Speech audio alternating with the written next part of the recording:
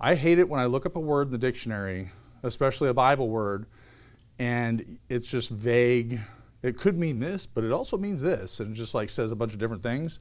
But what I love about the Bible is that a lot of times it'll just define it for you, and sometimes you don't even realize it's doing it until you're just like studying a passage when you're a pastor or something, and it kind of just hits you in the face. You're like, duh, this is kind of what it means. So I kind of had one of those epiphanies last night when I was studying it, and because I was frustrated about not being able to find what Shiloh means. Here's what I found, and this is kind of the consensus of what it says in things that I looked up online. It says Shiloh has two main meanings: a place, a city, and a person, the Messiah.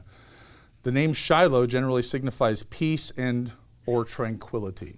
And it could be like he whose it is. He whose it is. That's pretty cryptic, isn't it? But I just find it interesting because this place Shiloh is not mentioned anywhere before. It's a place here. So it says the whole congregation of the children of Israel assembled together at Shiloh. Shiloh is not, it doesn't give it another name. It doesn't say, well, this was called before at another time such and such. It doesn't say that anywhere that I've seen. But it's just called Shiloh at this point. I don't know if they gave it the name there or if they accidentally gave it that name and they just liked the name or whatever, but I don't think that God does things accidentally. And sometimes it's like when I was studying the Lot. Remember I preached a sermon about lots, and Abraham's nephew's name was Lot. And then he's like, he says, he gives Lot the choice as to where he's going to go, and so his name is Lot, which really makes sense because he gets the choice, right? The lot is the thing that gives the choice on what is going to be picked. So it's a pretty fitting name that his name was Lot.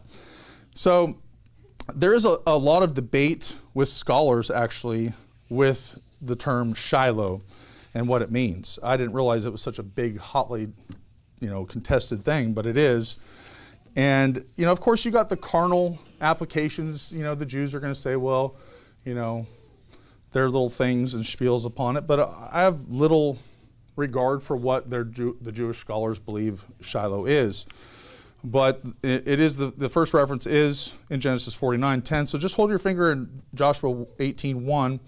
We're going to turn to Genesis 49:10, and we are going to spend a good deal of time here. We started late, so don't get mad because this is probably going to be an hour sermon. So I blame it all on Brother Bill.